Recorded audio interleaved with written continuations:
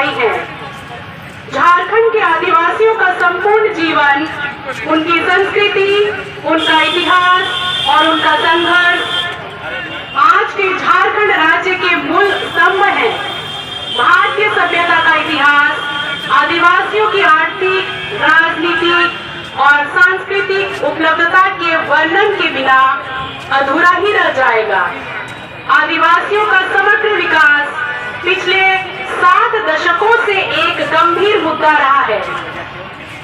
आदिवासियों को जल, जंगल, जमीन से, आदिवासी पहचान से, भाषा से अलग रखने के प्रयासों का हमेशा से ही आदिवासी समाज विरोध करता रहा है। चाहे बिरसा का उन्मूलन हो, सिद्धो कान्हू का खून हो, अलग झारखंड राज्य के लिए संघर्ष हो, ये सभी ऐतिहासिक साक्ष्य बनकर विकास कार्यों के अभिन्न अंग बन चुके हैं। आज आदिवासी अपनी जमीनों से बेदखल किए जा रहे हैं, जिसके फलस्वरूप संताल परगना की विभिन्न झीलों से हजारों की संख्या में लोग प्रवासी मजदूर बनकर उत्तर भारत एवं दक्षिण भारत में जीवन यापन के लिए जा रहे हैं। पढ़े लिखे युवा भी गरीबों में नौकरियों से वंचित किए जा रहे हैं।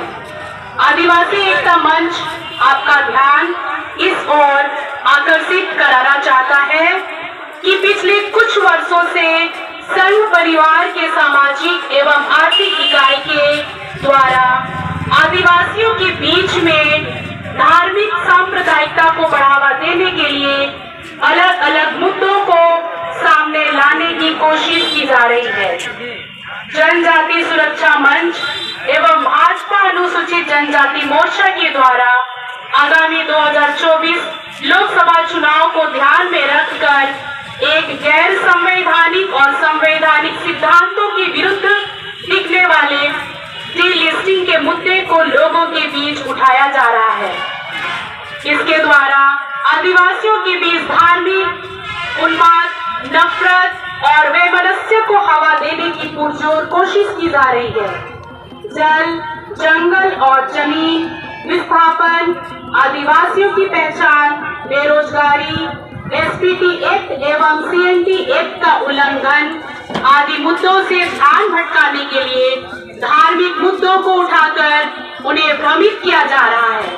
हमें आशंका है कि आदिवासियों की एकता को तोड़कर संताल परगना में बनने वाली खदानों के लिए जमीन लेने हेतु एक आसान राह ढूंढी जा रही है।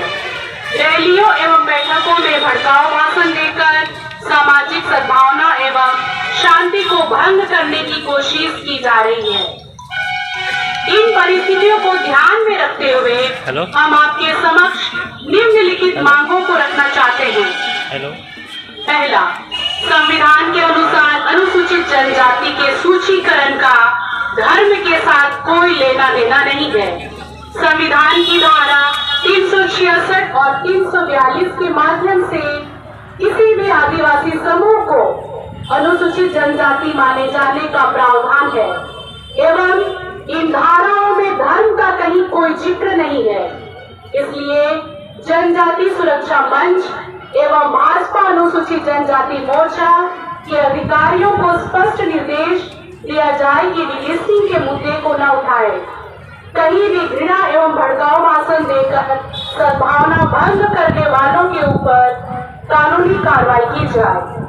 16 दिसंबर 2023 को सोनवाडा दुमका में जनजाति सुरक्षा मंच द्वारा आयोजित रैली में डीलिस्टिंग के नाम पर वर्तमान में दुमका के सांसद माननीय सुनील सोरेन एवं मंच पर उपस्थित अन्य व्यक्तियों के द्वारा सांप्रदायिक एवं भड़काऊ भाषण देकर आदिवासी समाज में अस्थिरता और नफरत फैलाने का प्रयास किया गया।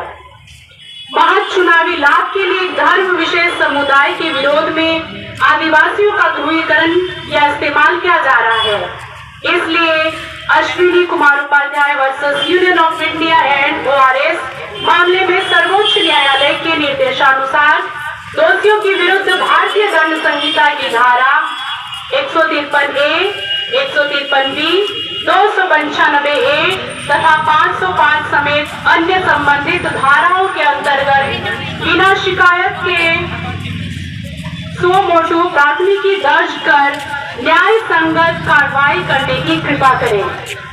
दूसरा, आदिवासियों की जमीन, इलाका एवं प्राकृतिक संसाधनों पर असंवैधानिक एवं गैरकानूनी तरीके से बड़े पैमाने पर कब्जा किया जा रहा है, जिससे उनके संसाधन विहीन होने का खतरा बढ़ता जा रहा है। इसलिए भारतीय संविधान की 5वीं अनुसूची छोटा नागपुर काश्तकारी अधिनियम 1908, संताल परगना काश्तकारी अधिनियम 1949, पेशा कानून 1996, वन अधिकार कानून एवं आदिवासी परंपरागत स्वशासन को सख्ती से लागू किया जाए। तीसरा, भाजपा सरकार के द्वारा 2016 में लैंड बैंक बनाकर गैर मजरूआ बताते हुए आदिवासियों की सामाजिक, सांस्कृतिक एवं धार्मिक स्थलों तथा वन भूमि के रूप में चिन्हित 20 लाख एकड़ जमीन को इसमें डालकर पूंजीपतियों के लिए सुरक्षित कर दिया गया है। इससे आदिवासियों का अस्तित्व खतरे में पड़ गया है, इसलिए लैंड बैंक को तत्काल रद्द किया जाए।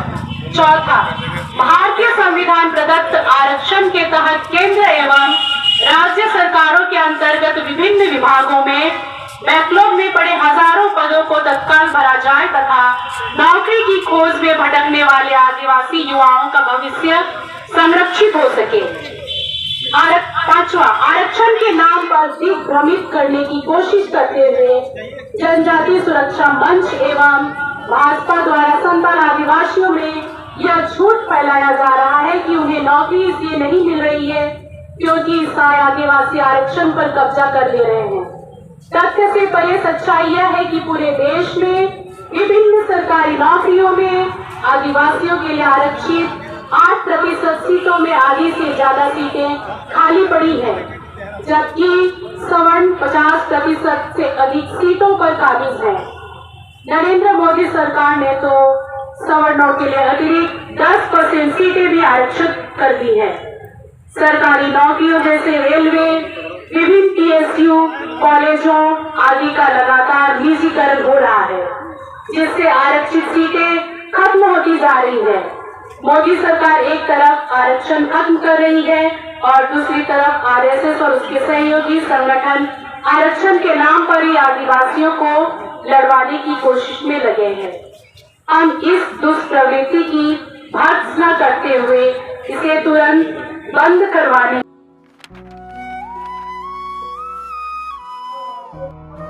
रास्ते तो हर मोड़ पे बदल जाते हैं, पर दिशाएं कभी नहीं बदलती। जैसे कि हम और हमारा साथ हर दिशा में आपके बच्चे के साथ, आज, कल और हमेशा के लिए। लगातार 9 वर्षों शिक्षा के क्षेत्र में अपनी अलग पहचान बनाता Sant Xavier's collegiate school Maharo Dumka. Mobile number 7633822554।